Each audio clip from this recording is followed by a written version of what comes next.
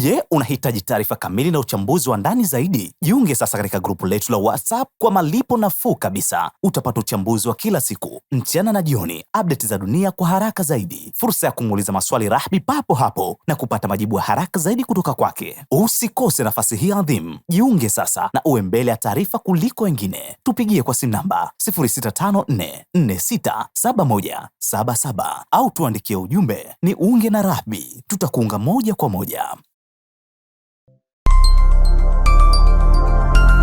Ndio ulimwengu ulipo. Niliona taarifa ya David Barney, mkuu wa Mossad, anasema mkuu wa shirika la Mossad anaelekea Marekani kwenda kujadili kuwa mbinu gani mpya ya kukabiliana na Iran. Lakini nimeiona taarifa ya Steve Witkoff akiongea na wanahabari, anasema kuwa diplomasia iko mezani kati yao na Irani na huenda ikafanya kazi na huenda wakafikia makubaliano ya kujadiliana. Wanasema kuna mazungumzo yanayoendelea kati yao. Sasa unajua kuna wakati unashindwa kuelewa. Yaani unajua kuna wakati unaweza kuwa na akili nyingi alafu ukakwama. Inanikumbusha mwanzo wa mzozo wa Gaza kati yao na Israeli. Hamas walivyoanza ule mzozo, wakachukua mateka, wakasema tumechukua mateka, tunataka mturudishie watu wetu tubadilishane. Israeli wakasema no, tunataka vita mpaka tuwamalize nyinyi. Sawa. Wakapigana. Mwisho wakaja wakakaa mezani. Kipindi ambacho walikuja kufanya makubaliano kipindi kile ya makubaliano ya wiki 6 kama mnakumbuka kwenye zile awamu, Israeli walirudi kwenye makubaliano ambao waliyakataa mwaka mmoja uliopita. Yale hayakubadilishwa. Yale lakini walikuja kwenye yale makubaliano. Katika kipindi ambacho waliyakataa hayo makubaliano kipindi cha nyuma, wachunguzi na tathmini za ndani za Israel zilionyesha kulikuwa na hasara ya wanajeshi 125 kutoka hapo. Yaani kama leo nakuletea makubaliano, sitaki tuendelee kupigana. Tunapigana. Siku unakuja kukaa, hasara ambayo alipata kutoka pale ni wanajeshi 125 kutoka pale. Sasa wakawa wanahoji kuwa ulikikataa nini ukaenda ukubali kipi? Kwa nini usingekubali ukapunguza hasara ambayo unahisi wewe ilikuwa imetokea? So ndio iko hivyo. Nilikuwa nikimsikia mchambuzi mmoja wa Amerika anasema kuwa watu wanakariri na kudhani jamii zote za Mashariki ya Kati zinafanana. Alikuwa akitoa mfano, anasema Afghanistan, Iraq, hizi sio mfano wa kusema kama inafanana na Iran. Anasema ni tofauti sana. Anasema hivi vitu haviko sawa. Kwa sababu anasema wa Afghanistan unakwenda unaipindua serikali, unaanza kupachika mamluki wako, unaanza kuwapa elimu ya magharibi, wanaanza kuwa watu wa magharibi. Hilo linawezekana. Lakini Irani anasema ni watu educated, watu waliosoma, watu wenye elimu kubwa na watu walioendelea na watu ambao wanajua kila kitu. Sasa hawa hata kama utataka kubadilisha, huwezi kubadilisha kitu kikawaingia, kwa sababu tayari wenyewe walishaelimika. Yaani tayari wanayo elimu kubwa, walishaelimika siku nyingi, huwezi kuwaletea chochote. Kwa hiyo anasema Wairani hata wakikuonyesha kuwa wanamchukia kiongozi wao Khamenei, unaweza kusema kuwa okay, watu wengi ndani ya Irani wanataka mabadiliko kwa sababu hawamtaki Khamenei. Anasema hilo unaweza ukalichukua na ukaenda nalo, lakini Wairani hawawezi kutawaliwa. Yaani kuwa ni kweli wanakuambia sisi tunapingana na Khamenei, lakini pia hatuwezi kuwa chini ya nchi fulani. Na hili limedhihirika sana ndani ya Irani. Wairani umewaona kuwa wanasema kweli tunayo matatizo yetu. Ni kama vile wa Venezuela walivyofanya kuwa tunayo matatizo yetu, lakini hatutaki kusaidiwa kuyatatua matatizo yetu. Tunayo matatizo yetu, tunaweza tukayatatua wenyewe. Ndio kitu kile ambacho huwa ninakiimba mimi hapa kwetu. Yaani nakubaliana na wote wanachosema. Huyu atasema hivi, yes, nakwambia nakukubalia. Wewe nakukubalia. Njia ya kutatua matatizo lazima ituhusu sisi. Asikae yoyote katikati yetu ambaye hana nasaba na sisi, hana damu na sisi, wala hatuhusu sisi, wala chochote. Sisi tuanze kujadiliana wenyewe kwa wenyewe. Huu ni urithi wetu, sio wa mtu yoyote mwingine ambaye anaweza kuja kwanza kutupangia, mbona huyu kuna mpunja, mbona huyu kuja mpa fanini, huyu mbona huyu utakiwa mpe. No. Sisi watoto wa baba mmoja tunakaa wenyewe, tunaanza kujadili kuwa haya urithi wetu tunaugawaje katika utaratibu wetu bila kuingiliwa. Sasa yule mchambuzi alikuwa akisema kuwa huwezi kuitawala Iran, huwezi. Sasa hata wangejadili vipi, nimelizungumza mara kadhaa, hata wangejadili wakati gani, mimi ni mtu wa mwisho kabisa kuja kukubaliana na kuwa Iran unaweza ukaiondoa kwa staili na njia anazotumia Amerika. Huwezi kufanya mabadiliko. So Steve Witkoff anasema kuwa tunarudi kwenye meza na tunakaa kwenye meza na tunajadiliana nao kuhusu masuala ya nyuklia na kuhusu kupunguza uwezo wao wa makombora. Irani walishaweka wazi. Unajua hili swala la diplomasia mazungumzo na inayozungumza ni Amerika. Irani wao walishaweka wazi, wakasema kabisa meza ile pale iko wazi kuzungumza na sisi, lakini utapokaa kwenye meza ukae kwa adabu. Yani usije kukaa kwenye meza kwa kututisha, usikae kwenye meza kwa kutushinikiza, usikae kwenye meza kwa kujiona wewe ni mkubwa zaidi na unaweza ukatupangia chochote. Ukikaa kwenye meza kwa kuheshimiana na sisi tutakaa kwenye meza na tutaheshimiana na tutazungumza mazungumzo na tutafika mwisho.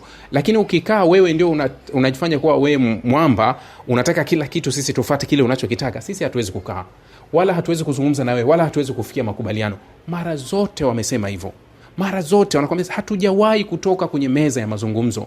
Sisi meza ya mazungumzo iko wazi. Iko, njoni tuzungumze. Ni nyinyi mnaoruka mnakwenda huku mnarudi huku, mnakwenda huku mnarudi huku. Basi inakuwa hivyo. Sasa nilitaka kuzungumza kuhusu serikali mpya ambayo imeanzishwa kule Gaza, ambayo tayari phase 2 inaingia. Na Steve Witkoff alisema mpango umeendelea, na Donald Trump amesema kuwa anateua sasa ile jopo la bodi ambayo itakuwa na hao wataalamu ambao watakuwa wanasimamia hivyo vinavyoendelea kule Gaza na yale yanayoendelea. Lakini kulikuwa kuna kile ambacho kinaonekana kwa Israeli kama Netanyahu kutokubaliana na mpango wa Trump na Steve Witkoff kuwa phase 2 inaingia. Wanasema sisi hatukubaliani na hilo swala, tunalikataa. Niliulizwa jana au nadhani niliulizwa asubuhi katika mazungumzo yangu kuhusu hili swala. Nilijibu kama nilivyolijibu. Nadhani nilikuwa UFM radio, nilikuwa nazungumzia hii mada. Nilieleza vile vile kwenye kile ambacho huwa nakizungumza kila mara kuwa muundo wa Israeli kutawala au muundo wa Israeli kuchukua ardhi ya Wapalestina ni muundo ambao unatembea ndani ya skripti. Ni muundo ambao umeandikwa muda mrefu. Kinachotokea ni utekelezaji. Nikawapa mfano, nikawaambia wakati wa ziara ya Donald Trump mwezi Mei, juzi hapa alitembelea Middle East kama mnakumbuka. Alienda Saudia, akaenda Emirates, akaenda na Qatar. Akachukua matilioni ya fedha katika uwekezaji. Wakati wa ile ziara ilikuwa ni totally na vyombo vya habari vya magharibi kuwa Trump alikuwa haelewani na Netanyahu kabisa, ndio ilikuwa hivyo. Lakini ziara yote Trump alikuwa mwakilishi wa Israel katika nchi zote, alikuwa akisimamia Israel na nchi zote alikuwa anaisimanga Iran katika ziara ya nchi zote alizokuwa. Wakati huku vyombo vya habari vinatuonyesha kuwa alikuwa na baada kurudi kutoka ile ziara, alivyofika tu Amerika akamuita Netanyahu akaenda kwenye ziara ya Amerika, wakakutana kuanza kujadili kuwa umepigaje hiyo pesa. Nimepiga hivi na hivi, kwa hiyo mimi unanigawia ngapi? Na kugawia kiasi fulani. Na huyu na ugawia ngapi? Na kugawia. Unajua kuna kile ambacho huwa ninawaambia kuwa alivyosetiwa Iran Middle East akawa threat, yani akatengenezwa akawa tishio. Halafu ili wale waweze kujilinda pembeni, kuna mbabe mmoja anaweza akawalinda dhidi ya Irani ambayo wameaminishwa kuwa itawavamia. Lakini Israeli pia alitengenezwa na Amerika kuwa threat forever, yani kuwa yeye awe tishio la milele. Kuna wale wana uhusiano na Marekani, bado Israeli ni tishio kwao. Kuna wale ambao hawana uhusiano na Marekani au Israeli, bado pia Israeli ni tishio kwao. Kilichompeleka Qatar kwenda kusaini makubaliano na Amerika ilikuwa tishio la Israel, sio kitu kingine. Sasa unakaa unajiuliza, Qatar, Israel wote ni Amerika, lakini mmoja anakwenda kujilinda dhidi ya mmoja anayekuwa pale. Kwa hiyo Israeli alitengenezwa na Marekani vizuri kabisa, akawekwa Mashariki ya Kati na akafanywa kuwa tishio ili Marekani aweze kufanya biashara kubwa nyingine na Waarabu, kwa sababu nje ya mafuta ambacho wanakifanya Waarabu wananunua silaha, asikwambie mtu. Kwa sababu kwanza pesa wanazo, keshi wanazo za kutosha. Marekani, angalia hao watu walivyoiseti dunia. Yani kuna wakati unatazama dunia unasema hii dunia ilivyochorwa na ilivyoandikwa, mpaka unakaa unajiuliza kuwa eti kama hizi nchi ambazo ni washirika wa Marekani mara nyingi kwenye makubaliano yake hataki hizi nchi zinunue silaha kwa kiwango fulani kutoka kwa nchi zingine ambazo Marekani hana uhusiano nazo. Yani huenda anawaruhusu kwa kiwango fulani tu, lakini mara nyingi hizi nchi ambazo zina uhusiano na Marekani huwa zinaomba idhini ya Marekani kuwa nataka nikanunue silaha kwa Uturuki aniuzie ndege fulani hivi, mpaka Marekani aidhinishe. Wale ndio wanatangaza kuwa tumeuziana silaha sijui na nchi fulani, tumeuziana na China sijui tumefanya nini, tumeuziana na nini. Kwa hiyo lakini silaha hasa maalum Marekani anawauzia yeye. Sasa angalia alivyo seti standard. Eti Marekani makampuni yake ni ya kibiashara, makampuni ya silaha ya Amerika ni ya kibiashara, halafu yakimuuzia silaha nchi moja eti anamuuzia kwa kutaka. Yani Amerika anasema kuwa wao mpaka waidhinishe, wapende, ndio watamuuzia mtu fulani zile silaha. Hivi hao wenye fedha wasipoamua kuzinunua hizo silaha, hivyo viwanda vitafanya kazi wapi? Kwenda wapi? Sasa hiyo ni standard ambayo wameiweka kwa sababu tu, kwanza ukisema kuwa leo hata kama una pesa, ukisema mimi nina pesa nataka ninunue ndege za F-16 ya Marekani, hakuuzii. Lakini zile si kampuni za serikali ya Amerika, ni makampuni ya kibiashara. Vipi anakuwa hakuuzii?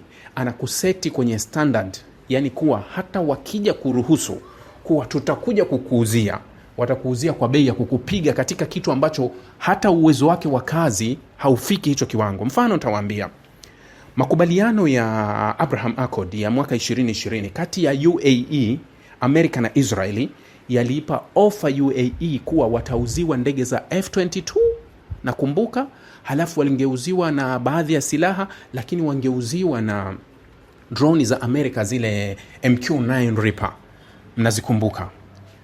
Baada alipokuja Biden wakashindwa kuelewana kwenye hilo, kwa ile deal likawa kama limesimamishwa. Wakasema watalirudisha hapo rejea Trump madarakani. Lakini angalia kitu kimoja, MQ-9 Reaper ndio drone ambazo ziliangushwa mno na Wahuthi wa Yemen. Kama mnakumbuka, Wahuthi walikuwa wanazitungua wanavyotaka zile MQ-9 Reaper. Thamani ya MQ ni kati ya dola milioni 30 na 32. Milioni 30 kwa 32. Lakini uwezo wake na ufanisi iko chini ya Shahid. Chini ya Shahid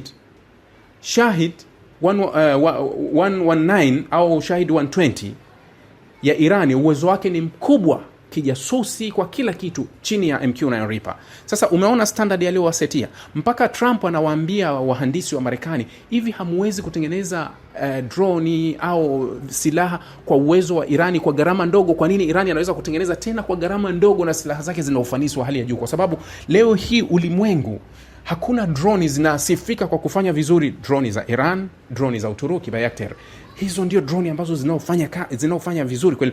Leo hii MQ-9 Reaper ya milioni 30 dola unaipata drone Shahid ya Iran kwa dola 50,000 mpaka dola 100,000. Ndio wakati ule Urusi aliamua sitotumia drone zangu, kwa sababu drone za Urusi na zenyewe zilikuwa thamani yake ni kati ya dola milioni 2 mpaka milioni 5. Akasema nawezaje kutumia drone ya milioni 5 mpaka milioni 2? Drone moja inazunguka Ukraine, labda inaweza ikadunguliwa. Pesa hiyo nikitoa milioni 5 napata drone ngapi kule kwa Irani? Kwa hiyo Urusi akanunua Shahidi za kutosha. Ndio maana akifanya wave ya mashambulizi kule Kiev, anaweza akafanya wave ya mara moja ya drone 700, drone 500. Ni wave ya mara moja anayoipeleka, kwa sababu anazipata kwa bei rahisi, halafu zina ufanisi na zina uwezo wa kufanya kazi vizuri na kuzipeleka. Sasa hii Amerika amewatengenezea Waarabu standard. Umeona? Yani amewasetia standard ya kuwa bei ziwe juu ili Marekani afaidike. Yani alipomweka Irani kuwa adui, akaweka sub enemy. Yani unaweza kusema kuwa adui wa pili Israeli, ambaye ni wa milele. Hata uwe na makubaliano na Marekani, lakini hutomuamini, kila alichonacho na wewe utataka. Ile ni seti ambayo Israeli anatumika na Amerika kwa ajili ya kufanya biashara na Waarabu. Yani Waarabu pale watapohisi tuna tishio kubwa la Israeli, unakimbilia kwa Marekani. Marekani yule anayempa kiburi nani? Israeli. Wewe unaenda kwa Marekani kutafuta kinga ya Israeli, hali ya kuwa ni yule anayetengeneza virus na yule anatengeneza antivirus, ni yule anayekutengenezea. Kwa hiyo Marekani akawa anawachezea mchezo wa Arabu katika ile standard ya kusema kuwa mimi nawapeleka through standard hii. Kwa hiyo hapo ametengeneza kama threat ya kufanya nao biashara kubwa. Nilikuwa nataka kuja kulizungumza hili kuwa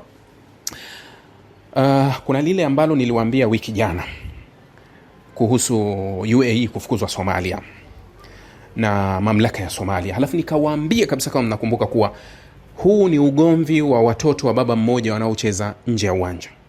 Nikamwambia ni ugomvi wa Saudi Arabia na UAE ambao umehamia Somalia. Sasa kuna taarifa ya vyombo vya habari kabisa ambayo inaonyesha kuwa Saudi Arabia amesaini makubaliano na Somalia na Misri kuimarisha jeshi Somalia. Yani watakuwa wanafanya mambo ya pamoja, yani masuala pamoja ya kijeshi kati ya Misri, Saudi Arabia na Somalia. Misri ambaye ana struggle sana. Unajua Misri ni katika nchi ambayo imekuwa ikistruggle vibaya sana kwa uchumi kutokana na Al-Sisi amekopa fedha nyingi sana na akapeleka kwenye ujenzi tu. Misri imejengwa sana wakati wa Al-Sisi. Yaani kawekeza kwenye miundombinu ya majengo, sijui nini, kawekeza kweli kweli. Yaani watu wana hali ngumu, lakini serikali imejiimarisha hapo. Sasa Misri ina madeni, imekopa sana na uchumi wake umekuwa ukisuasua na imekuwa ikiishi kwa misaada kati ya UAE na msaada anaopata kutoka kwa Saudi Arabia, na kile ambacho Marekani humpatia kati ya 1.9 to 2.5 billion, lakini Misri amekuwa akitegemea zaidi mfereji wa Suez Canal. Unakumbuka miaka miwili iliyopita huu mfereji hauingizi tena fedha ambayo Misri alikuwa anahitaji kuingiza. Amepata hasara kubwa sana, lakini akaogopa kwenda kuchochea mgogoro kati yake na Wahuthi kwa sababu hawezi kujilinda kwa namna hiyo. Au wakati Houthi atamshambulia, si vigumu Marekani kwenda kumlinda kwa sababu huyu shauri yake sio kama vile Israel anaweza kumlinda kwa staili gani. Kwa hiyo ni kama Misri akawa amenyamaza kukwepa kuamsha ari ya ndani ya raia wake ikiwa ataanza kuwashambulia Wahuthi, kwa sababu tafsiri ya ndani ya Misri, Wahuthi it's belong to Palestinian, yani wanawasaidia wa Palestina. Sasa kama Misri ataanzisha machafuko na Wahuthi, tafsiri ya ndani ya raia wa kawaida wa Misri kuwa serikali yao inaunga mkono nini? Israeli moja kwa moja. Kwa hiyo wakaona bora hata kama wakipoteza hayo mapato itapokuwa vyovyote vile. Sasa ugomvi wa juzi wa Yemen ulivyozuka, vyombo vya habari vinataja kuwa aliyefyonza taarifa za ujasusi wa mambo mengi yaliyokuwa yanaendelea kusini mwa Yemen alikuwa ni Misri. Misri alivyofyonza zile taarifa akavujisha akampa Saudi Arabia. Yani Misri kaamua kumngata jongoo, hali ya kuwa ameamua sasa kuchagua upande, kwa sababu walikuwa wanamchezesha kama mpira wa kona. UAE akitaka anafanya uwekezaji, mara hataki. Kwa hiyo kuna kale kaugomvi. Mnakajua kale kaugomvi kalianza toka Trump alivyosema kuwa tunaitaka Gaza iwe Riviera. Akasema kuwa tunataka watu wahamishwe kutoka Gaza warudishwe ima Jordan au waende Misri. Mnakumbuka taarifa ambayo niliwapasha kuwa balozi wa UAE kule Marekani alikwenda White House kwenda kumshinikiza Donald Trump kupeleka mapendekezo yake kwa watu wake wa karibu kuwa Donald Trump, hakikisha watu wa Gaza wanaenda, Misri inawachukua kwa nguvu. Kwa hiyo kale ka ugomvi kalianzia hapo, na Misri akaona hawa wananitafuta, lakini pia siwezi kwenda nao sana kwa sababu hawa ni wafadhili wangu, wanafadhili sana harakati nyingi za kiuchumi kule Misri. Lakini Saudi Arabia amekuwa ndio mfadhili mkuu wa uchumi wa Misri. Sasa Misri kachagua palipo nona, akaona kuwa hapa nachagua palipo nona. Kamkanga UAE, akaenda akampa taarifa nani? Akampa taarifa Saudi Arabia. Lakini hilo linamlazimisha Misri afanye hivyo kwa sababu akirudi Horn of Africa, Misri ana urafiki na Somalia, lakini UAE ana urafiki na Ethiopia. Ethiopia ana ugomvi na Misri. UAE, Ethiopia, Israeli wako chungu kimoja. Kwa hiyo Misri akaona kuwa ni bora nikae kwa Saudi Arabia, kwanza pesa nitapata, nitakopeshwa, sitouza tena. Maana yake amemuuzia visiwa, amevikodisha visiwa vingine kwa Saudi Arabia kwa kiwango kikubwa. Sasa hivi kuna muungano mpya ambao umeanzishwa Horn of Africa kati ya Saudi Arabia, Misri pamoja na Somalia katika kupambana kumdhibiti UAE katika harakati zake. Sasa kuna swala moja lilitokea na liliandikwa na vyombo vya habari wiki jana, nilitaka nilizungumza, lakini harakati za Irani zikawa nyingi. Irani, taarifa rasmi kabisa iliyoandikwa, barua iliyo reveal. Kuna barua moja ilivuja, barua ambayo ina muda mrefu UAE walimwandikia Israeli kuwa wanatoa usaidizi wa hali na mali kwa Israeli katika vita yake na Wapalestina, katika kambi zake za kijeshi zilizopo pembe ya Afrika kwenye Bahari Nyekundu, kuanzia kambi ya kijeshi iliyopo zile mbili zilizopo Eritrea, na kuna kambi iliyopo Somaliland, na wakasema watatumia kambi nyingine iliyopo Yemen, kuanzia kule Sokorta na kambi nyingine iliyopo Yemen. Watatumia hizo kambi zao kwa ajili ya ujasusi, kwa ajili ya usaidizi wa kijeshi, kwa msaada kwa Israeli mpaka pale Israeli itapoangamiza magaidi wa Kipalestina, kwa mujibu wa hiyo taarifa imeandikwa. Na aliyeiandika taarifa hiyo ni Hamdani bin Zayed, mnamjua Fazaa, na kampuni kubwa sana hapo Imarati inaitwa Fazaa, ni kitu kikubwa sana ukiwa pale, na Crown Prince yule unajua, Hamdan, mtu maarufu, mtu tajiri, mtoto wa kifalme yuko pale. Hiyo barua aliandika kwa niaba ya Imarati kuwa wao wanatoa usaidizi wa moja kwa moja wa Israel. Sasa hili likanikumbusha, mnakumbuka wakati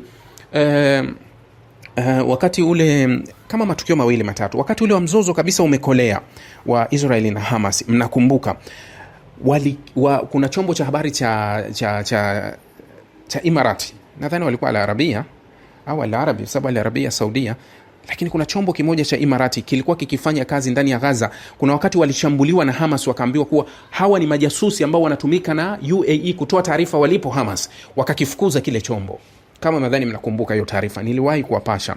Lakini mnakumbuka wakati ule wa mzozo, baada ya Wahuthi kufunga Bab al-Mandeb, ule mfereji wa Homs unaotoka ule, waliufunga, unajua ule unaokwenda mpaka Iskandaria kule juu Alexandria, ambao unavuka pale, unavuka sasa kwenye Suez Canal. Walifunga hiki kivuko baada ya mashambulizi mengi za meli za kimataifa. Mnakumbuka kuwa Israeli alikuwa anashushia wapi mizigo yake? Alikuwa anashushia Jebel Ali Dubai, na akawa anashushia Dammam kule Saudia. Halafu malori yakawa yanabeba ile mizigo through Jordan, wanakwenda Israeli, wanapeleka ile mizigo. Kuna video za mwanzo zilikuwa zinaonyesha madereva wa malori ambao wameendesha kutoka UAE wakipokelewa Israeli. Sasa hapo ilikuwa ni mwanzo. Wakati ule nilikuwa nikizungumza kuhusu UAE, watu wananiambia wewe ndio unaongea uongo sana. Na hata niliposema kuwa UAE walikuwa wakihujumu, wanawashambulia watu wa Gaza, kuna mtu aliwahi kunijibu, nakumbuka, akasema kuwa nchi inaosaidia zaidi, imepeleka misaada ndani ya Palestina ni UAE. Nikamwambia nakupa mfano ulio hai. Nchi inaosaidia zaidi wa Palestina ni Amerika kwa fedha, kwa siku zote. Marekani wamekuwa wakitoa fedha nyingi kulinganisha na wengine kwa kuwasaidia wa Palestina. Lakini nani anasaidia zaidi? Israeli. Anasaidia ni Marekani, Israeli. Nakupa mfano. Wakati wa ziara ya Joe Biden, nadhani Joe Biden alitembelea West Bank kipindi cha nyuma hivi, alitembelea Israeli. Joe Biden